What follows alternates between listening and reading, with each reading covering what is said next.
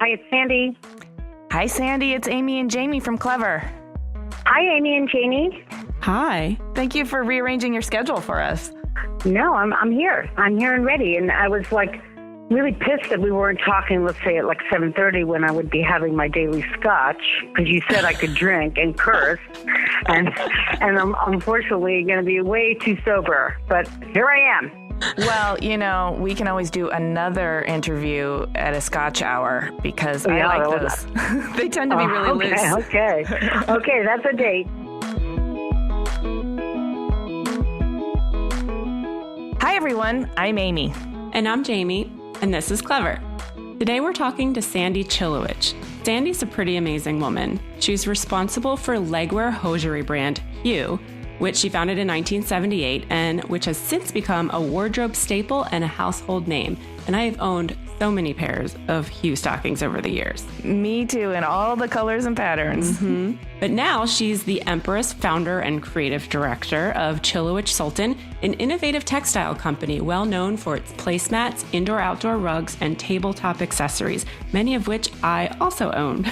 Yes, and if you haven't seen them in Jaime's house, you've definitely seen these items. Particularly the placemats are in almost every cool restaurant you've ever eaten in. So she's a very talented designer, yes, but her main magic power is probably reinterpreting underutilized and overlooked manufacturing processes.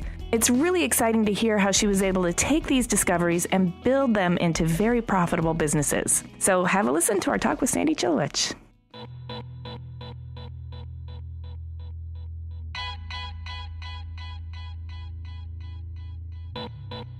Okay, let's see. My name is Sandy Chilewich.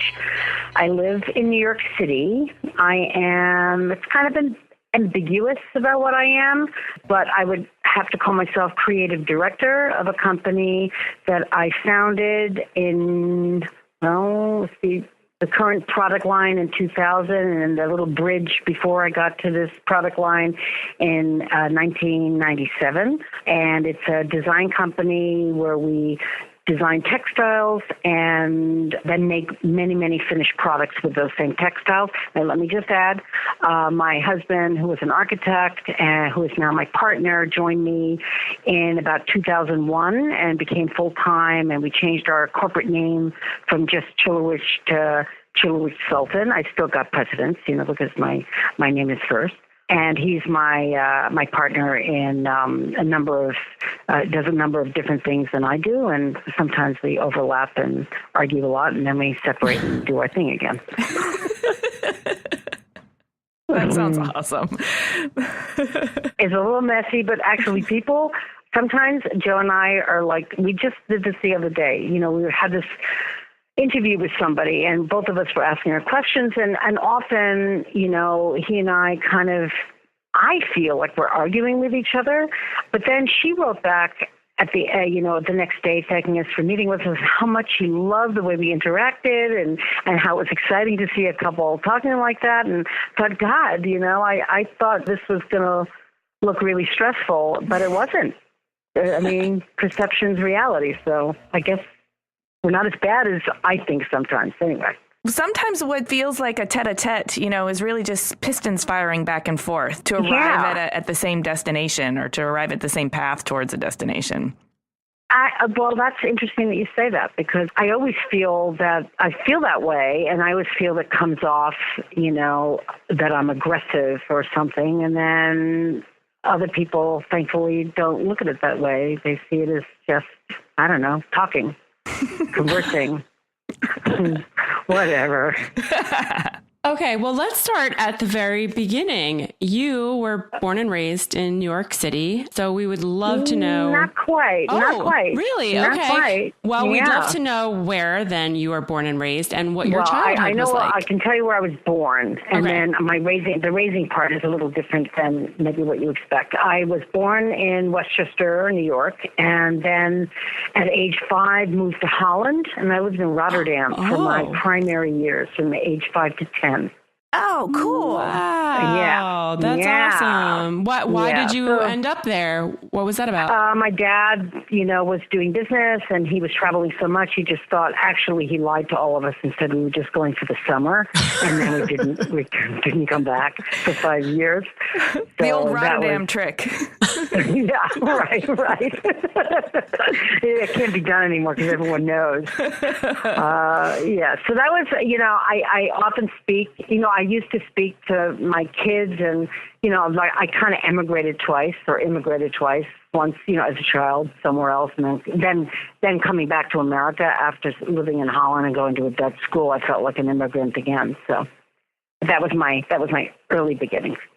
Oh, that's really interesting. So did you end up speaking any of the language, or what was it like being in a foreign school when you were that young? It was not easy. It was definitely not easy. And yes, I was completely bilingual. I went to a Dutch school and I was not well liked because, as you probably know, children of that age are not very tolerant. And, they were eating sprinkled chocolate on bread and butter, and I was eating tuna fish, and that alone was completely like warfare. So it was kind of traumatic. But I think at the end of the day, it probably made me a better person. I'm not sure. It was hard. It sounds hard, but how did you react to that? Did you become withdrawn, or did you become kind of scrappy?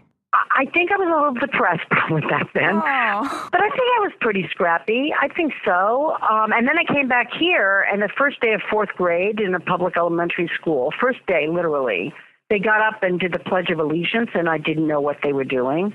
And they're also, most of the kids are looking like I look like a foreigner. And then this one little girl was really nice to me, and that's a whole nother story. And, she really befriended me. I used to speak to my children about how important it is to do that. But I don't know. I survived it all, and I guess it did make me scrappy. When you came back in the fourth grade, did you come back to New York City or back to where you were in upstate?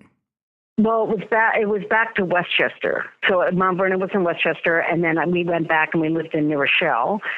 And then by the time I was in 9th or 10th grade, I started going to school in Manhattan. So I feel like if anybody has gone to a New York City school starting, in high school or middle school, they're a New Yorker because, living in the city at that age, you become scrappy pretty fast, so... And this would have been pre-Giuliani New York, right? So this would have been also a very scrappy New York. Oh, yeah. When you think about it, yeah. So we're looking at, 60s. Yeah. Yeah. And I graduated high school what's the sexual position? Is it 68 or 69? 69. Oh, that's the position, but I think 68 was the revolution. I don't know. 69 is when I graduated. So I always have to ask myself because I can never remember. 68 or 69? So, yeah, it was 69. It was crazy back then. Oh, what kind of crazy? Tell us. How crazy was it? Yeah. There were so many interesting things. But, drugs, sex, and alcohol and music. I don't know. That's what we did. What was your drug of choice? Were you a pot smoker? Oh, my God. I don't know. How can we... this is a problem. I don't know. Can my kids listen to this at the end of the day? I don't know. I don't know. We did everything back then. We experimented with everything. Well, are these more rebellious experimentation or just everybody was doing it? Well, it certainly wasn't my whole class. There was a group of us that were definitely doing everything that you're not supposed to do. Were you in the artsy kid group or were you a nerd? Well, we were kind of hippie, pot. I would almost say we were certainly rebellious, but it's not there were good students in our group. I wasn't one of them, but yeah, I think more art. We were definitely on the cusp of music, and a lot of people were. When I think about it, a lot of artistic people were in this group, but somewhere there was a range of kind of slightly delinquent and troublemakers. But I don't know what happened to everybody at this point, but I think a lot of them just kind of settled into normal lives. Do you think your personal exploration with sex and drugs and rock and roll, was that more about expanding your horizons and broadening your mind, or was it about acting out and proving that you were not going to be hemmed in by society? What was your personal motivation? The deeply personal motivation, I would say, was to be a celebrity. To stand out and to be different. And, that can really backfire, and you could, for that goal, you could, make a lot of mistakes and not end up so well. I mean, people take that really far and then they really get into trouble. I never took it that far. But for instance, at our high school graduation, and when I say I barely graduated high school, I mean it. And then did drop out of college and never finished. But at graduation, even with the principal coming into the back room before we go on to the stage, had heard that I might speak after the actual valedictorian, and he said, if this person in this room is going to speak, I want you to know you're not going to get your diploma. I did it. And what did I speak about?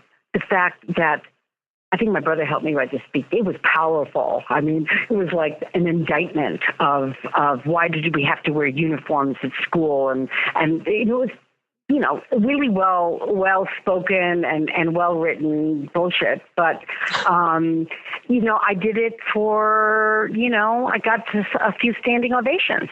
Nice. So my dad was one of them. And you ended up getting your diploma too. I did. Although they would never write me when I did decide to go to college, they wouldn't write me a reference. Wait, so just double back. Your dad was one of the people giving you a standing ovation. Yes. So you had support for this iconoclastic behavior. Yes. Well, I think my father, who was a huge influence on me, he was very into stardom, and it almost didn't matter what platform you were on. So I think I got good stuff from that. And at that stage, it was kind of not the most constructive things that I was doing, but it actually didn't damage me. But sure. He was proud of me because I stood out like that. So I think that a lot of it had to do with that. Interesting. Okay, so back to your story of college. You did go to college, but you dropped out. What's the story there? Well, so at first I didn't go to college for a couple of years, and I wrote a screenplay with my brother and my boyfriend, and I did various things, but we were doing that. And then I thought, maybe I should go to college, and I went to visit Sarah Lawrence, and I never took my PSATs because tests scared the hell out of me, and I could never finish it. I would always have to walk out. But ultimately they said, well, we'll accept you, but you have to take the test, and so it wasn't a condition anymore. And so then I was able to take the test. And so I went there. I dropped that after a year, then tried it again like a year and a half later for 6 months, and then dropped out. And that was the end of that. What were you majoring in when you were in college? I thought I wanted to be a psychologist, so I was taking psychology courses, and that school is so intense. I don't know if it's still the same, but you can only take 3 courses, and they all have to be different. And they required me to take experimental psychology as my first psychology course, and I think that just killed it for me. It was too much science based, and I wasn't happy with that. But that's what I thought I wanted to be, and I think I could have been good, but I was so unable to handle academics and studying, and I had a tough time. And it might have been because of Holland and dealing with all these adjustments in school. It was very, very tough, I think. Were you interested in psychology because you're interested in human behavior? Yes, and also talking to people, and listening to people and trying to figure out, how to make them happier or whatever. But I think that, as we all kind of know, that sometimes, you become who you are by not doing the things that you don't want to do, and you just have to find, other things that you don't seem to feel that confident in doing. You end up finding someplace else. So, it's all the things that don't work out in life that really define you a great deal, and not just the things that you do well. So, it's a circuitous route. That's interesting, and it sounds like you were continually exploring, and not just playing video games on a couch somewhere.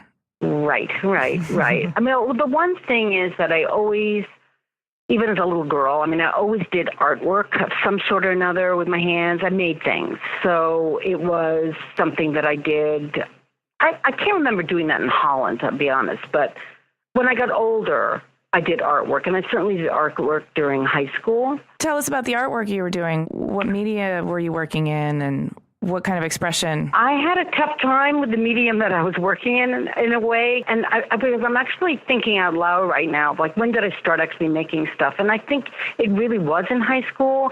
And it might have started from this friend of mine in high school. You know, I was with the wild crowd. I was always very split. I had this wild crowd group, and then I had this one girl in particular who was unbelievably artistic. She was really kind of prodigy-like in terms of her drawing ability. And so I was friends with her. We were kind of beatniks and wearing black all the time, you know, and going to Columbia and studying I followed her path, actually. She was kind of an idol to me. For one side of my brain, and then the other side was the wild one, and acting crazy. So I really had this kind of split thing. But this woman, I was going to the Art Students League with her, and we were drawing from models, and you know what? She was so good, and I paled in comparison. But I think it must have kind of ignited something in me, because I started to do art in, more seriously, my own kind of art. Kind of the beginning of college, I found my own thing, my own kind of artwork. I kept trying to do what was more conventional, drawing and painting, and I was very, very bad at that. And then somehow or another, I started to play around with something else, and I don't remember my first effort. I don't remember what that was, but it landed up being collaging and basically three-dimensional stuff. So I was doing that while I was in school, while I was dropping out of school, and I was doing more and more artistic, making things. Did you have brothers or sisters? I did. Complicated story as well, but I had 3 older brothers. My parents had both been married before, but my mother had 2 sons when she came into the marriage with my dad, and I have one brother who's from my mother and my father, and then I have 2 half brothers, and so 3 older brothers. Oh, okay. I was just wondering if you were an only child or not, because sometimes only children tend to be more on the wild side and sometimes a little lost or rebellious. So I was just curious. Oh, I find the same as with the youngest children. You were definitely the youngest, right? Yes, definitely. Oh, yeah. So maybe there was some desire to stand out. Yes, you have to fight for your attention. And being the youngest of 3 boys, I mean, lots of reasons to want to stand out. With college not really working out, did you have a plan B or a game plan for what you were wanting to do with your life? Well, honestly, I have kids that are grown, and I have a lot of people working for me that are kid-like. I don't know. I didn't have plans. I also had no pressure. My parents were somewhat neglectful in my upbringing and really didn't kind of know what I was doing half the time. That's part of it was a different time, and I had a lot of freedom. And there were no really serious pressure on me. There was money in my family. It wasn't like I inherited millions or anything, but I had money in a trust that would allow me, it wasn't a lot of money, but I could not work and just live really meagerly. But I didn't have this humongous pressure. I got to get a job. But I did. I did ultimately find a way to make money, but it wasn't the same kind of pressure that maybe my peers had. And you started the Hue Legwear Company, which, just a personal note, I have worn so many pairs of Hue tights in my lifetime. I can't even tell you how many crazy colors were you there I've at had. The beginning, though? Your mother must have had them. Wait, in the 80s, I wore them all. In the 80s, yeah. In high school, late 80s. Oh, that's nice to know. Yeah, you're probably at least partially rich because of me and Jaime. Right? All the different colors I used to wear. Thank you very much. So that actually started in 1978, and it's an interesting kind of accidental story. Do you want to tell that to us? Yeah, so in a way, the story I was telling you kind of leads up to that, because when I was doing my artwork, And I thought maybe I was a fine artist. I sent my artwork out to all these galleries. 90% of them didn't even answer me. The rest rejected me. And this one gallery said, I'd like to see your work in person. And I don't remember the gallery name, but I know they were on 57th Street. And they were a small, very, very nice gallery. And I go there and show the guy my stuff. And he said, and they were collages at that point. And he said, your work is very commercial. Have you thought about being a commercial artist? And I felt like he, stabbed me in the heart because I was not a fine artist. What's a commercial artist? It sounds crappy.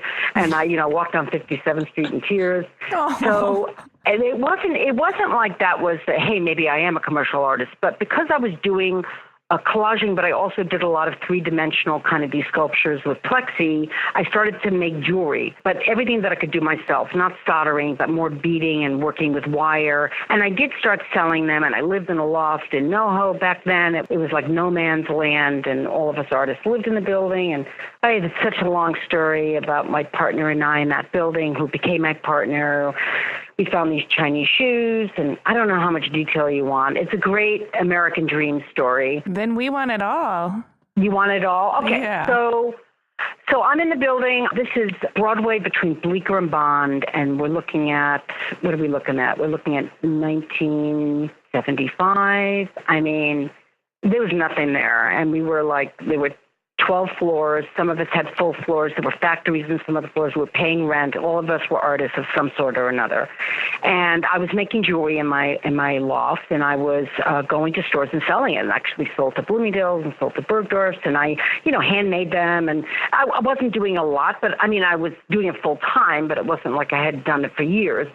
But I was doing that, and then one night, that's an amazing story because we ultimately all got together and bought the building because it was for sale, and we were afraid we'd all be kicked out.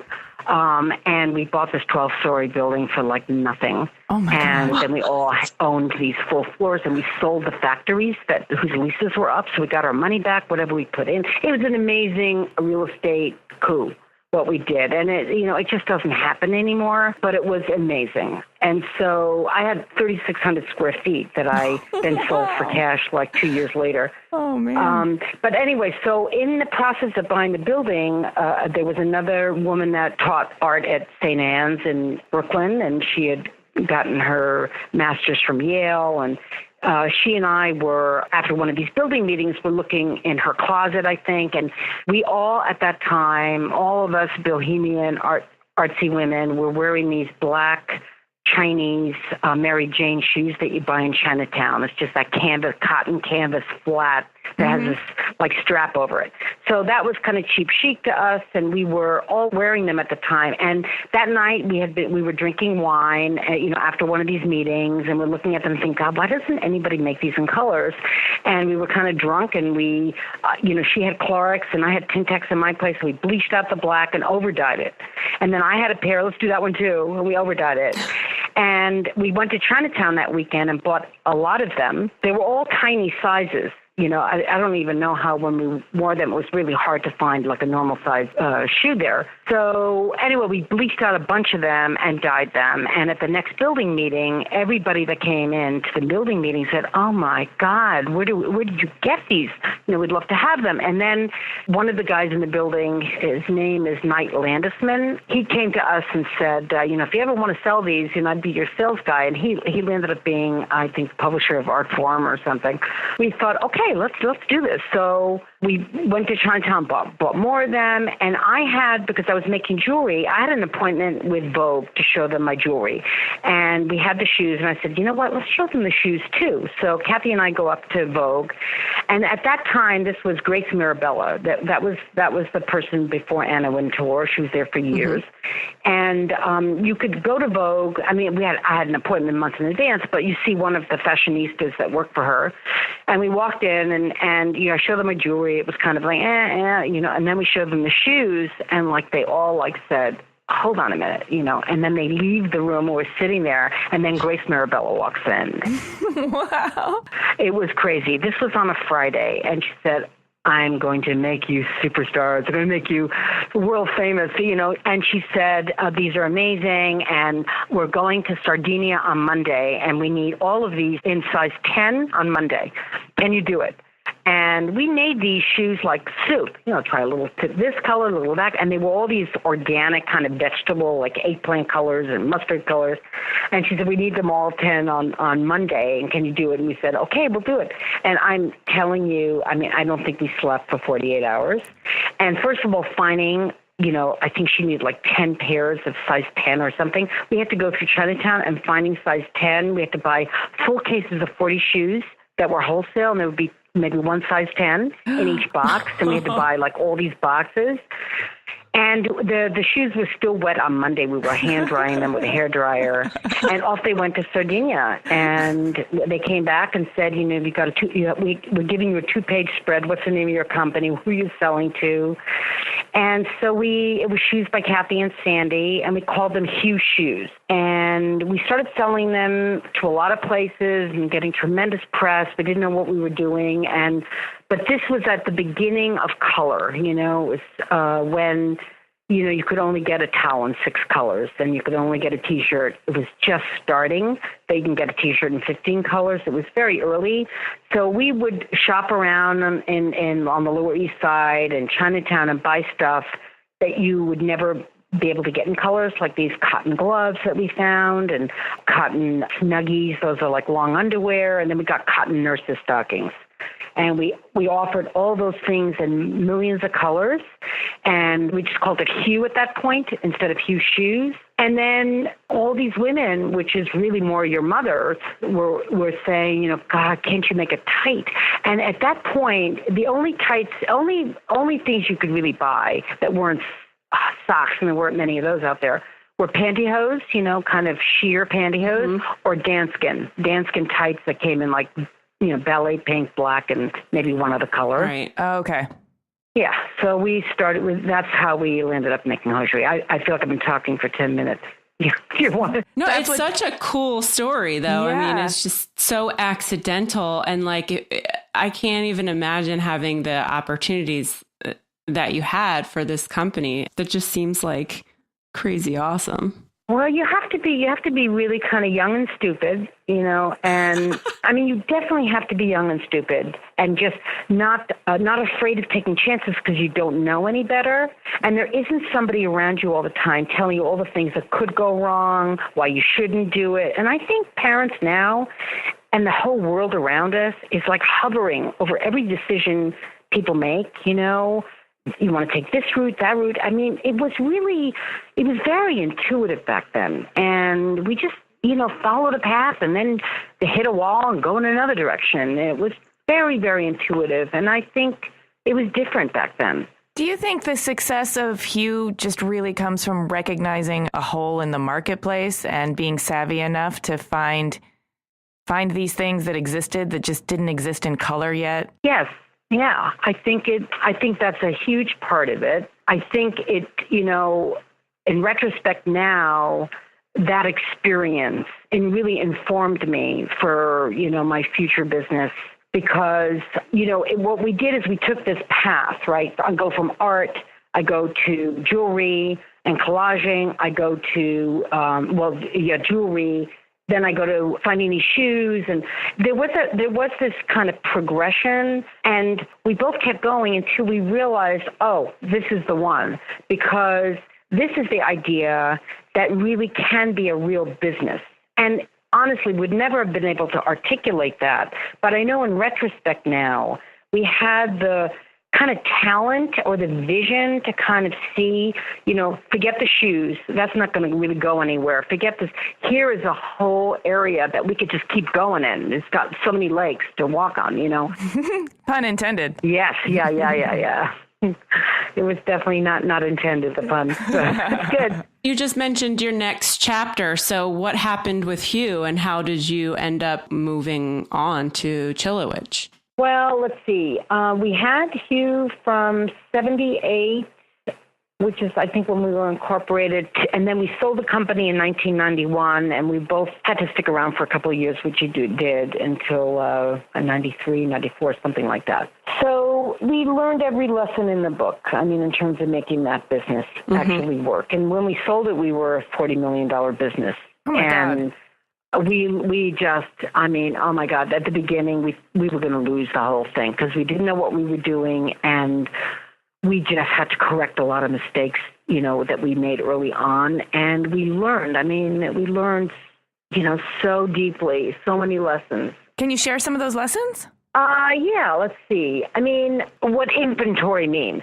For instance, you can't just keep making and owning product. You know, you actually have to make sure there's a balance between what you ship out and what you take in. I mean, it sounds pretty simple, but neither one of us had ever taken a business course or anything. And, you know, it took a while for that to really sink in and that you can control that. Hosiery is really an accessory, and you have to be, as opposed to what I'm doing now, you have to be very sensitive to what's happening in fashion and the colors that people are wearing. So, I mean, we made colors that we wanted to make, and we really weren't looking at what was going on. So we would make a ton of red, and we were wondering why nobody was buying it. The biggest thing, I think, and the one that I think really turned us around is early on, a mentor of ours who, you know, wasn't that much older than me. He was a friend of my brother's, and he was a business guy. He looked at us both, and he said, you know, right now, for you to make it, one of you has to sell full time. That's it. That's what you have to do. You're not going to make it unless one of you sells. You can't both be designing and doing all that kind of stuff. And that's what I did. Basically, I did the selling and the marketing. I mean, I designed also, but my first and foremost job and crazy, you know, ambition was to sell more and to market more. That was an amazing learning curve. Yeah. So you mentioned fashion, you know, you have to pay attention to the trends. Is it different in the home decor or interior design business? Yeah, I think so. We don't have to work with a seasonal palette necessarily. Yeah, I mean, we're not, with hosiery, you have to kind of work with the clothing out there. I don't do any of that here. I don't like to look at trends. It all kind of comes more from within and from art and other kinds of inspiration. But no, I don't look at trends. And I hate it when people talk about trends. Well, we won't talk about trends, but it's great that you can kind of create from a totally different place. I'm sure that offers you a lot more freedom than having to figure out, you know, what's in style this month or something. Yes, it is very liberating, and it's working. You know, it certainly makes us very distinctive, and we don't follow anybody, and if it's been done, I don't want to do it. And originality is definitely my greatest mission. Okay, so Chilewich, the next chapter, how did that start out? Oh, wait. Let's hear about, didn't the Ray Ball happen in between Chilewich? Yes, that happened in between. So we sold the business, and then when we left, that I also was expecting my second child. I had my first kid at 37 and my second at 44. So I'm a poster child for women that have children later in life, and I'm all for it. You know, I could have done it any earlier than that anyway. Right on. So yeah. when I sold Hue, I stayed on for a couple of years, and then I left, and I had several ideas about a next product. And I knew I didn't want to be in fashion so much, or I didn't know that right at the beginning. But I had three ideas. One was in the jewelry world. One was in the kind of shoe slipper world, funny enough, because that's where I started. And then the third was this idea that I had, and I was very obsessed with the butterfly chair. You know which one that is, with the wire frame, and then you have the cotton canvas.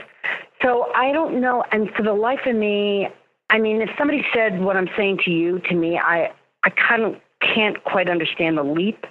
But I had this idea that it would be so interesting to create a container for the table based on the same principles, that you can change the cover, and it's creating a kind of a concavity with a textile, with very little effort. It's not glued on, it's not attached to a frame, it's like kind of loose. So my husband was an architect, and I kept taking hangers out of my closet and showing him what I was thinking, and he's saying, I don't know what you're talking about, but maybe you should work with one of the designers in my firm that can help you kind of realize it and build a prototype, because I certainly was not an industrial designer. I didn't really know how to make things like that. So when I started working with him, we kind of got the frames, because I knew I wanted to kind of, it was going to be informed a little bit from a mid-century feel, kind of from that era, 50s era. And once we got the kind of structure and we were thinking about the textile, completely subliminally, when I'm looking at various textiles, I kept wanting to do stretch, because I was so into stretch from hosiery. And towards the tail end of hosiery, I was making a lot of power mesh stuff. It wasn't about knitting hosiery. I was taking cut and sew. Like I was taking power mesh and making them as camisoles. We were doing all kinds of things like that.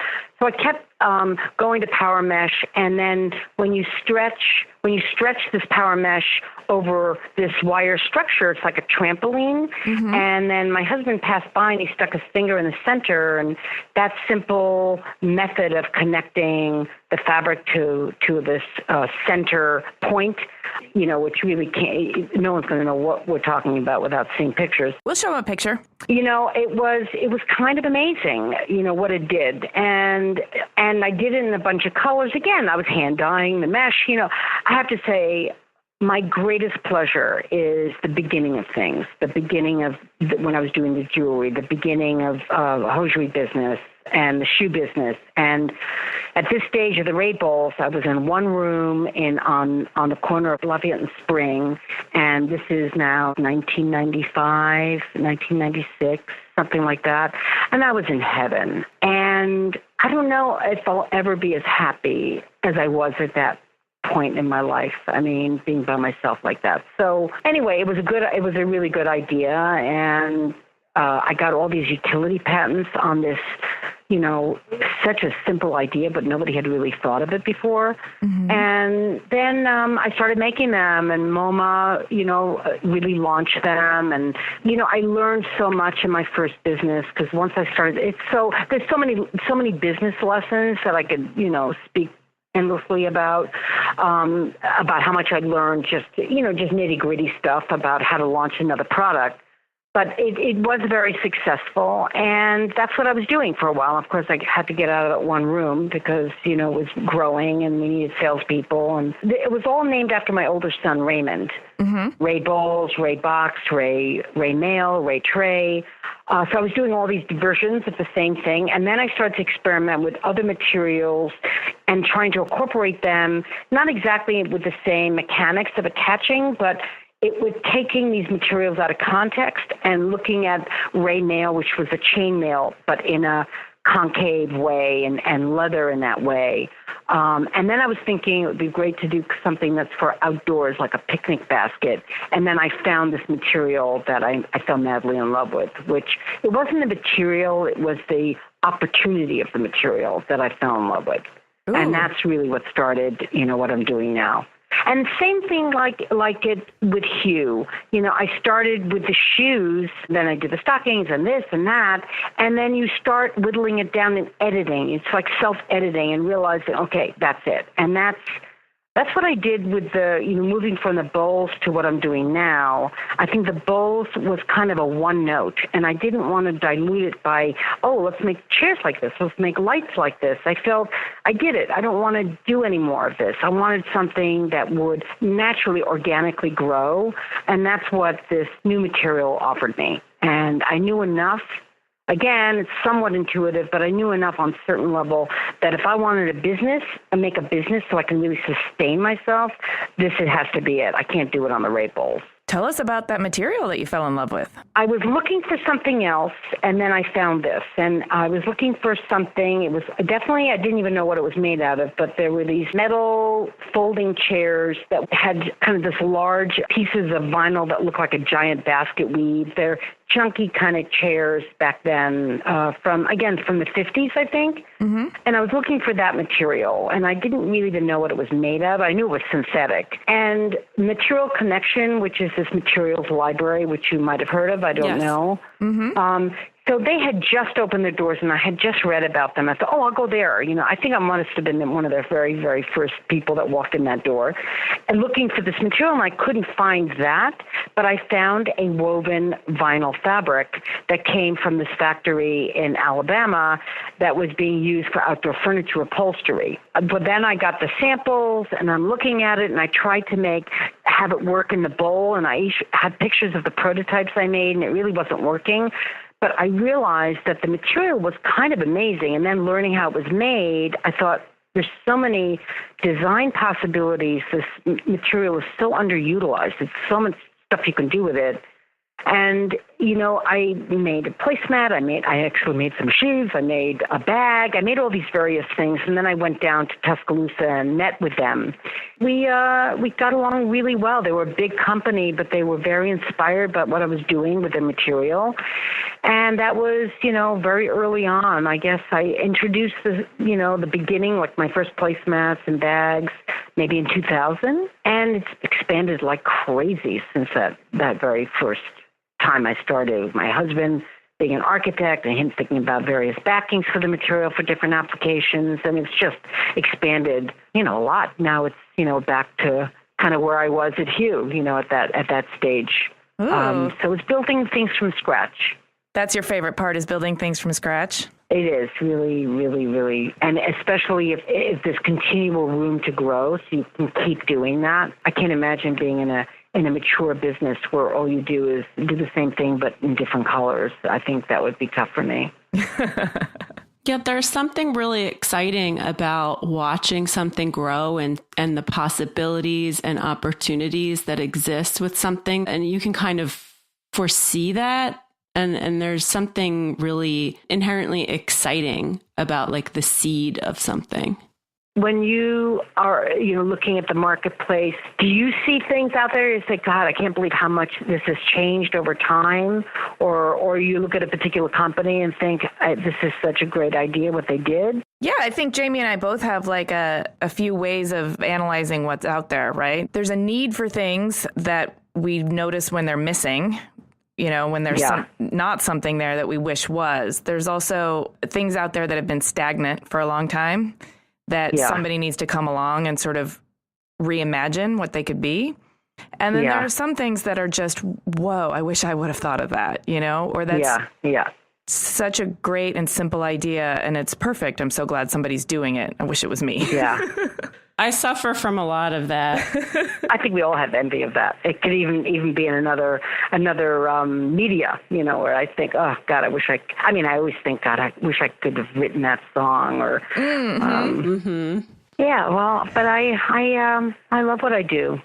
It's hard. It's really hard though. It's hard. It's hard to have a business, and it's hard to have a bigger business, and so many balls in the air. You mentioned, which I thought was really an interesting thing that you said, but that when you were making this Rabel alone in a room, that was like the happiest time of your life. Do you feel like there could be something in your future that would bring you back to that level of just happiness? It's a really good question. And yes, I think I should be thinking about that more than I do. Because I'm very caught up in what I do now and keeping all the balls in the air and growing and thinking of new things, and so many people involved. And I think I do. I'm not going to just turn 65. So, I have to bring up to myself and try to remember how happy I was.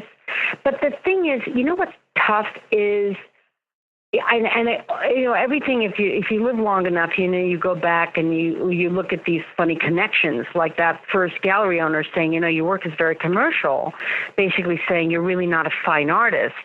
I think very early in my life, I realized I liked making multiples of things, and I like a wider audience. I like to be able to reach a lot of people. So if I were to think, one day I'll, have a little studio and make stuff, I don't know if just making stuff without selling stuff and getting a lot of people to buy it will be satisfying to me, because when I was in that one room, I knew that's what I was doing. I wasn't planning to make art, for one audience. I was looking for what can I make that would sell to multiple people. So I don't know, what I'll do at the end if I don't want to make art. I guess make very, very, very limited editions, and I don't know what I'll do. You also mentioned when you were conceiving the Ray Bowl that in addition to being your happiest time, it's because it was the genesis, the beginning of a project, and you knew that it was going to go on to sell multiples. I mean, if you could get yourself into a position where you're just doing new things all the time, would that make you happy? That's interesting. But what am I going to do with those things? You're going to have a team that takes care of it, that sells it. Oh, I see. That's a fantasy. I don't think that happens. You think that happens? I don't think anyone gets that. I don't think so. You still have to be your own CEO, huh? I don't know if, this idea that, I could just have these ideas and other people will make them. I mean, to some extent I do that now, but you still have to manage people. And I mean, I guess I could be but I wouldn't want to do that. It would be too much pressure. Like all these major designers out there that, that will on a consultancy, design a line of something for a big brand, right? And their name's attached. They don't actually have to make it. They just have to design it. I don't know if I could do that, because I don't think I'd come up with I don't know if I could do that. Maybe I could. I don't know. It sounds really scary to do something like that, because to actually have somebody pay you for an idea and then have it not do well, I think it would be really hard for me. The best thing about this conversation is it's making me think about how happy I was, because I definitely it'd be nice to look forward to being happy like that again. And I have to say, when you have a big business like this, those moments are few and far between, unfortunately. It's not like I'm unhappy, but not that bliss. Yeah, well, there is a lot of bliss with the beginnings of things and with youth too. And we were talking to somebody else, I think, that, as we're aging, we have less moments of excitement than we had when we were younger. I don't know if that's just changes in the brain or we've just been there, done that kind of situation, but we're more striving toward a contentment type of happiness rather than a butterflies kind of happiness. Do you feel like you're at that level of contentment in your life, or do you feel like you're still trying to get there? It's such a hard question. I mean, there's so many different kinds of contentment. Yeah. I think my emotional state is an infinity from morning till night. You know what I'm saying? The range is so great for me. And I can't tell if I'm manic depressive or it's just being a business owner. I don't know. I think it's just being a business owner. Oh, okay. Well, I don't know. I can feel contentment sometimes. I don't think I could ever feel contentment with the business that I have. I don't think, with a growing business and the pressures of a growing business. And it's intense, very intense. Well, you caught me on an intense day. Every day is intense, but. What would you say are some of the greatest pressures? I mean, I don't have a giant business like yours, but for me, I think it would be feeling responsible for all those mouths to feed. Like once people join my team, I now have to make sure that the business is able to keep them employed and pay them a living wage. And that seems like an intense pressure to me. What would you say it is for you? Well, I think I'm attuned to what you're saying, that the biggest difficulties or challenges is always a people part. And I was on a panel once and somebody said, well, what keeps you up at night? And there were a bunch of designers and every one of us said it's the people. So it's not so much, I'm at a stage right now, I'm not worried about, them, feeding them or making them whatever. It's more like, this one doesn't like that one, and this one I really don't like, and what am I going to do about it? And it's making them all this happy. One wants to leave, or, it's just all these people that, with their problems and my problems and the interaction between them and each other and me, and, there's just so much of that. And I find that, I think that's the hardest part for me. And I don't think that's necessarily a general thing. But I think the alone thing is that that I don't have to do that. I'm kind of I'm my own boss, and I don't have to I don't have to work with anybody else. I like the idea of not working with anybody else. That sounds really appealing. Except I want to work with people that can make things that I can't make. Sure. I love working with great talent. I'm very good at working with great talent. So I want those people around me. But I don't want them to be difficult, to be very nice and easygoing. Talking about working with people, we know that your husband is the CEO of Chilewich Sultan. And what's that like, working with your main squeeze? Wow. Let's see. Well, within a couple of years, we were in therapy together. I mean, that was like, oh my God, it was hard, very hard. I mean, because both of us had been our own bosses. I had, actually wanted to, my partner and I both wanted to kind of separate after all those years. And my goal was to kind of not compromise and whatever, but and I think, it was never our dream to work together, but it made a lot of sense because he brought all this stuff to the table. But it was hard for me, hard for both of us to kind of, there's so many reasons why it's hard. It's hard, period, just being partners, hard being a man and woman, hard being husband and wife.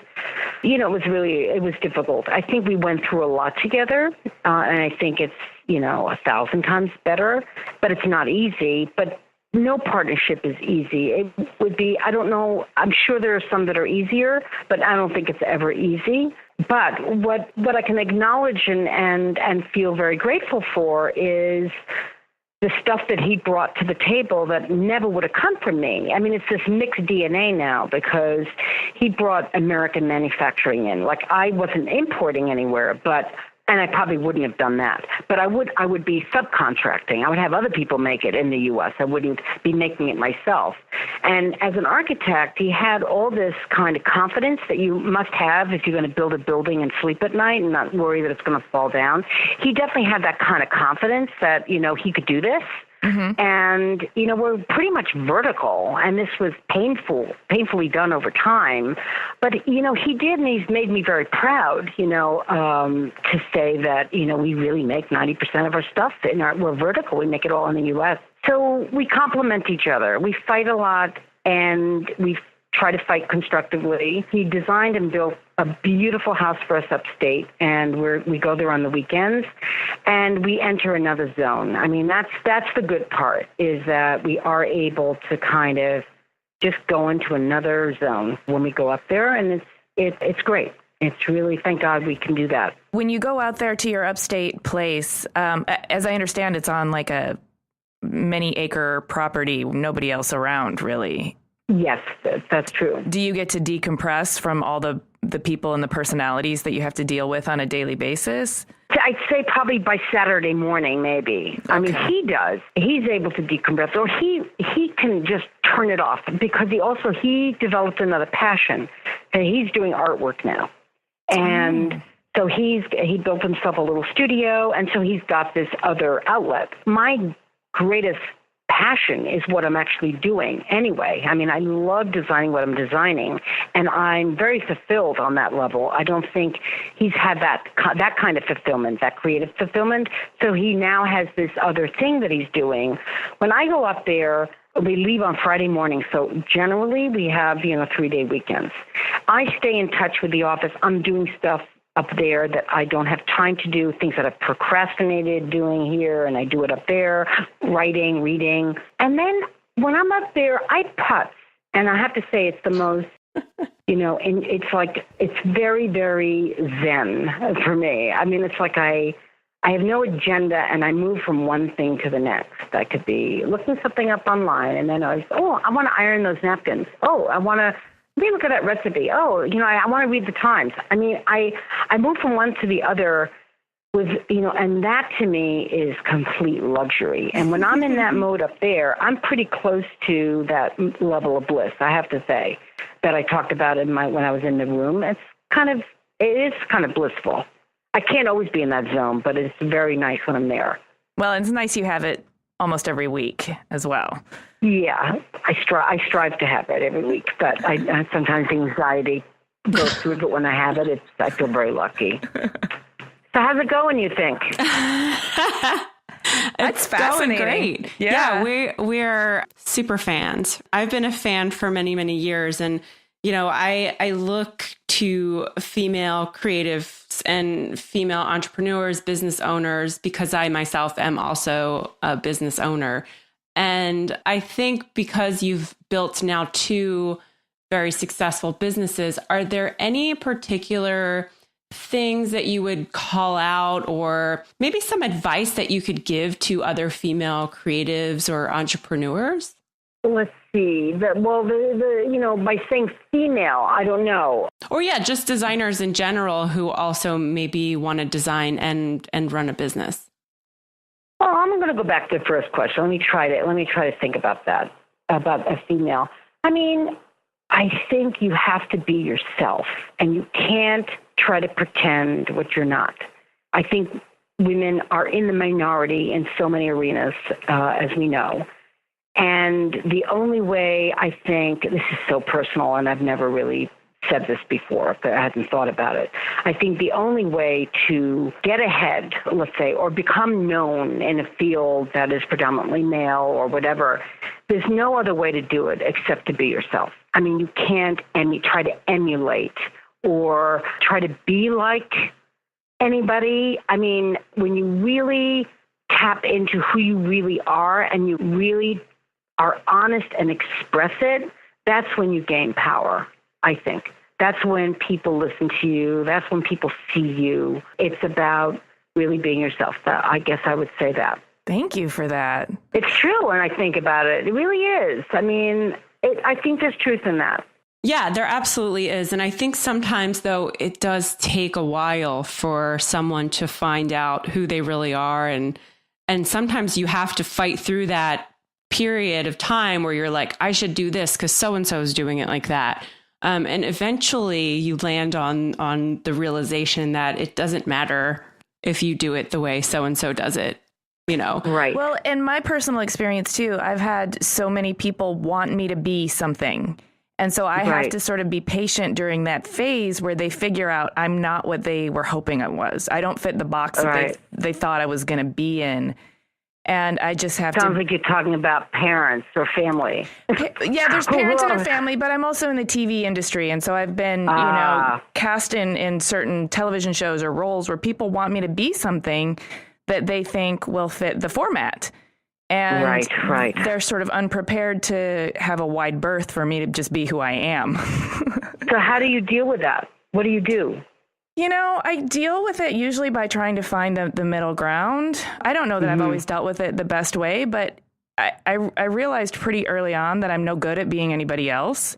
But if that's not what they signed me up for, then I have to be the me that is also the closest version of me to what I think they're looking for. Yeah. But that doesn't fill you with joy at the end of the day because you're not at peak expression, right? You're not being the fullest version of you. When you're trying to modify it slightly. Right. You mean. Right. But I would agree with you. So what you said just resonated with me so deeply because I also think that's when I lost power. I think that's when people stop listening to you, and when they stop seeing you, you start to become a little bit less visible. Not like it isn't scary always to some degree, but the more successes you have, the more stamina you build up. And I remember the very first major public speaking thing that I had. I was very nervous about it. I was going to be speaking. There were a lot of big people speaking there. And I got there. It was like 500 people in the audience. I'm on the stage. It was like a TED Talk. It was years ago, first time. And before I went, I kind of memorized my speech. I had to speak for like 30 minutes. And I had never really done it. And so I memorized this thing. I had to tell my whole story with slideshows and everything, and all these really good speakers were before me, and I'd say maybe I was the only woman. I could have been. Anyway, I was nervous, but I got up there, and I memorized the speech, and I'm telling you, I completely blanked. I didn't know what I was talking about, and I stopped. I can't even see anybody because the light's on me, and there's a million people out there, and I had a complete panic attack. And I said to everybody, I'm having a panic attack, and I don't know what to do. Maybe somebody should give me water. And then I said, maybe somebody should give me a vodka, and everybody laughed. And it was like, and then everybody ran up with water and they're laughing. And I threw away the papers and I did a really good speech, I think. And people used to say to me, and they still do, they say, I saw you at that thing. And I said, did you see the panic attack? No, I don't remember that. That was my lesson where I realized people really do want to like you. They're not fighting you. They want to like you, so I don't know, but I always struggle with it. I'm getting easier, walking into a meeting, and definitely if there's a room full of guys in suits and it is, I can start to get, like I'm not going to be able to be me. And then I find, you know what, I'm just going to be me. And then I worry that I'm going to be the crass me. I'm going to be, not only I'm going to be tough, but I'm going to be like a bitch. I'm going to seem like not a feminine woman. I'm going to be bossy and a ball breaker. aggressive. Horrible things go through your head, Yeah. It's tough, but I don't know. You just have to be yourself. And I don't know, some people might walk away thinking certain things, but I definitely, I think now that I've said that, I think it's the truth. Even you have to be prepared, and that's why we don't do it, that you might fail in something because of it. You might discover, I don't want to do that anyway. I mean, I don't know. Yeah, but I guess that's all just grist for the mill, right? That's information to move forward with. Yeah. Absolutely. Yeah, and I think you can't be afraid to fail. I mean, we're all going to fail in things that we really want, or, if you're a business owner, you've got lots of failures, but then you learn from them and you move on. What's next for Chilewich? What's next for you personally? What's happening? Anything exciting going on? Well, product-wise, I can't really say what it is, but I think I have something that's kind of transformational about how one looks at a table setting. So I can't tell you what that is yet. I was told not to say anything. Oh. It's not, believe me, it's not, definitely not rocket science here, but it's just personal to me. And it's one of those things that's quite simple, but it's kind of I don't know, it's very game-changing to some degree. It's going to be one of those, why didn't I think of that moments for me? It might be. I think a lot of people looked at it and said, God, it's so simple. I can't believe I didn't think of this. I think so. I think it could be one of those things. Exciting. I mean, one day we're going to think about, selling the company because we're going to need to, we're going to get old. You have been delightful to talk to. Thank you for being so candid. So super candid and sharing, not just the pretty parts, but the kind of trying parts, and we really appreciate that. Yes. Well, that makes it real. Thank you. I don't think I could have done it if you, well, you know what, I might have done it but after a while I would have stopped if I felt the person whatever, was not interested, so. Oh, well, we're definitely interested. You brought out some good stuff in me. I like some of the things that came up, so that was good. Awesome. All right. Thank you so much. Okay. Bye-bye.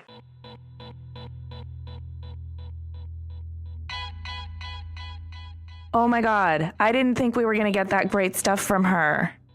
Finally, somebody who's doesn't say everything's all rainbows and unicorns. I love her. Oh, she was just laying down truth left and right. Yeah, but I mean, it's something that we need to hear, and maybe it's something our listeners really need to hear, that it's not always easy to run a business, but sometimes it is your destiny, and there are happy accidents, and you need to follow those things. I mean, that really did resonate with me deeply. Everybody says you have to be yourself, right? I've heard that a million times from a million different people in a million different ways. But, there is this idea of women aging and becoming irrelevant and invisible, right? They're less sexually desirable. They're maybe less hip or cool. And there is nothing irrelevant about her. She is a dynamic, powerful, authentic person who is not trying to be anything she ain't. And I just think that, she learned in the boardroom and while building her empire that she was actually most effective and most powerful when she wasn't trying to, wear the pants or be somebody that she wasn't. And it's nice to hear it from somebody who's been through it and weathered those storms. Yeah, and I loved her story about the TED Talk because, sometimes we feel like that whole room of people is just waiting for you to do something wrong so they can point their fingers and laugh at you, when in fact, they are there to embrace you and learn from you and are excited about what you have to say. And so it was such a beautiful story when she just made everybody laugh and they were all giving her water and drinks. I know. And then nobody remembers the part. You might remember the part where you screw up, right? And it might haunt you forever, but nobody else in that room remembers or cares.